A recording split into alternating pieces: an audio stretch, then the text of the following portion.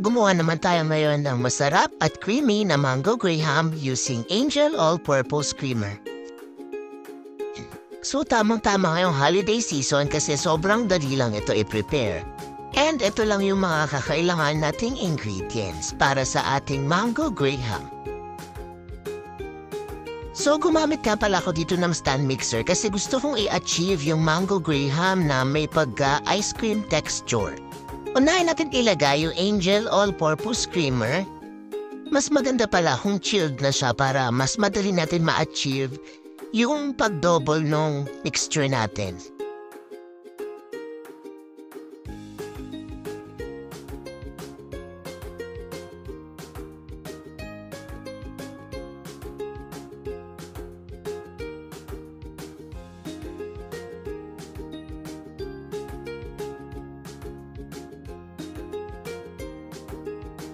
So mix nyo lang siya hanggang sa makita nyo na dumodoble na yung mixture nyo.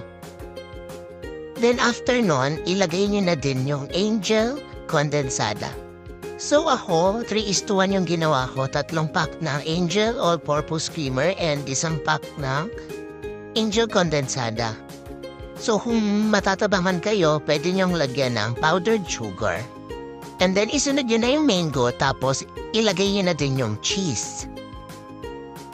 So yun, mix nyo lang siya. Nakikita nyo, ayan, dumami na yung mixture natin. So ganitong consistency yung hinahanap natin. Kasi kung masyado siyang malabnaw, hindi magiging maganda yung layering natin sa graham.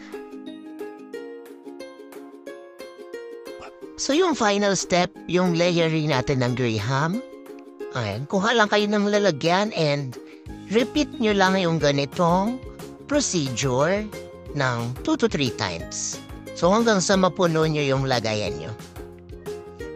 So yan, kung makikita nyo, ang ganda ng mixture natin, magkakaroon talaga siya ng layering. Kasi kung masyado siyang malabnaw, babagsak din yung graham crackers natin. So dito sa ginawa ko, 3 layers lang yung ginawa ko. Tapos nilagyan ko lang siya nung mga dinurog na tira-tirang graham crackers. So blender ko siya para maganda yung pagkakadurog niya. And then yung last part, nilagyan lang natin siya ng toppings na mango. So ayan na, meron na tayong masarap at creamy mango graham.